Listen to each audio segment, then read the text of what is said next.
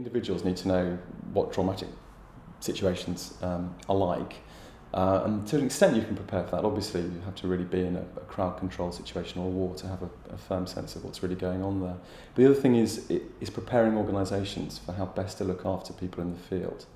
Because however stressful the situation is, however much violence people are seeing, even if there are dead bodies and blood around, the thing that often overloads people is a sense that they're not being understood by the team back home. So say, for instance, that somebody puts a lot of effort and maybe takes great risks in reporting a situation, and they then find out that story is spiked or not used by the channel back at home. That can be incredibly demoralising.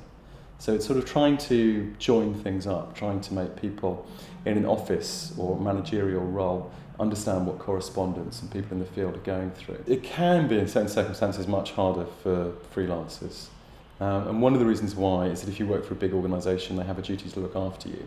So they have a duty to put both insurance and safety training in place. And if you come back and you're finding it difficult to cope, and there's some kind of psychological after effect, you're more likely to be able to get them to pay for treatment than you are as a freelancer. And I think a lot of freelancers, it's also true with staff people as well, but particularly with freelancers, are anxious that if somebody finds out that they've found a situation hard to deal with, then there'll be a consequence later on.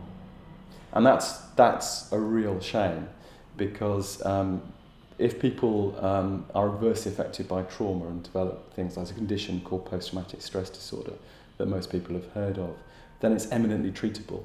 If, however, people don't do anything about it, then it'll get worse over time and could have a profoundly disruptive effect on somebody's career.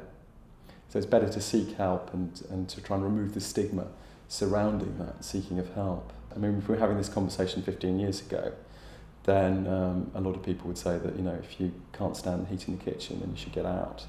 But now, particularly after a number of leading correspondents for big broadcasters have put their hands up and said, actually, I find this situation very difficult and I've needed some help afterwards. And most importantly, that having that help hasn't derailed my career, it's made me a better journalist.